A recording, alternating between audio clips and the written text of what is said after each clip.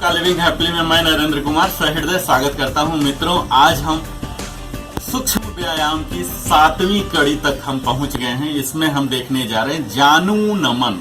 जैसा कि आपको मालूम है, संस्कृत में जानु का मतलब होता घुटना, नी, और नमन का मतलब होता बेंडिंग, मोड़ना। तो आइए हम इसे सीधा ही करते हैं, अपने नी बेंडिंग का एक्सरसाइज करते हैं। आइए, इसके लिए भी हम प्रारंभिक स्थिति में आ जाएंगे। प्रारंभिक स्थिति के लिए दोनों पैर बिल्कुल सीधा, घुटना सीधा, केहनी सीधा, सर सीधा, रीढ़ की हड्डी, पीठ सीधा, और यहाँ आपको 90 डिग्री पर आ जाना है। ना आगे होना है ना पीछे होना, बिल्कुल स्ट्रेट हो जाना। इनहेल एक्सेल करके तैयार हो जाना। अब आपको अपने एक्सेल करता हुआ पैर को बेंड करना है। मित्रों, आप याद रखिए, जब भी आपका शरीर छोटा हो रहा है तो एक्सहेल करना है, और जब बड़ा हो रहा है तो इनहेल करना है। आप राइट नी को बेंड कर लीजिए, इसे अपने चेस्ट से यहाँ हक कीजिए, और अपने दोनों हाथों को जांघ के नीचे के भाग में, बैक ऑफ द थाई को पकड़िए। आप क्लैस्प कीजिए, इंटरलॉक कीजिए, और फिर आप अपने राइट नी को स्ट्रेट कीजिए, बिल्कुल स्ट्रेट। और ये ध्यान दीजिए कि यहाँ से 10 से 12 सेंटीमीटर के ऊपर पर ही आपका पैर रहे, और दोनों बाजू बिल्कुल सीधा रहे, और ये पंजे हैं बिल्कुल सीधा रहे। इस तरह से आप 3 to 5 सेकेंड बने रहिए, और फिर एक्सेल करता हुआ वापस आप कोशिश कीजिए आपका ये हिल ग्रॉइन एरिया तक पहुंचे जब ये वापस ला रहे हैं। और फिर से इनहेल करता हुआ इसे ले जाइए 10 to 12 centimetre above from the ground, और यहाँ आउटवर्ड रखिए। इस तरह से कम 3 to 5 सेकेंड बने रहिए।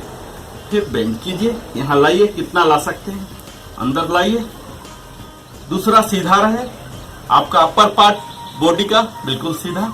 फिर से स्ट्रेट, यहाँ बेंड कीजिए।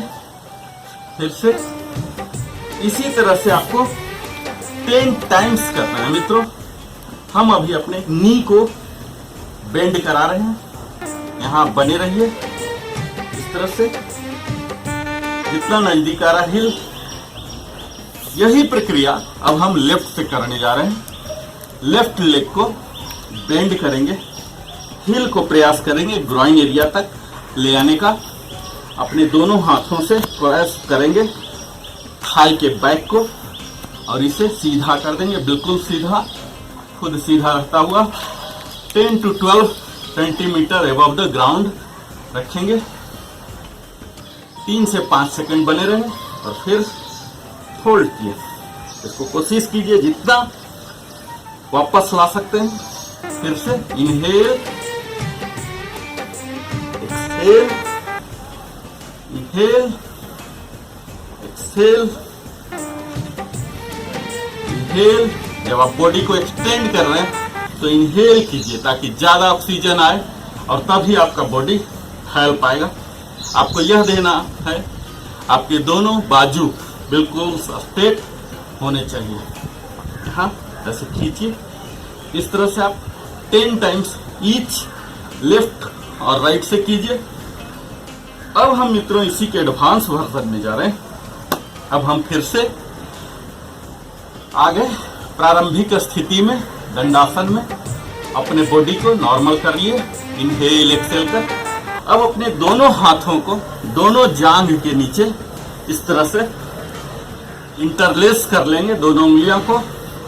अपर पार्ट को सीधा रखते हुए दोनों को ऐसे पकड़ के, आपको अगर इंटरलेस से नहीं उठ पा रहा, नहीं फ्लेक्सिबिलिटी है, आप अलग अलग दोनों जांघ को पकड़िए और दोनों को ऐसे करके उठाइए।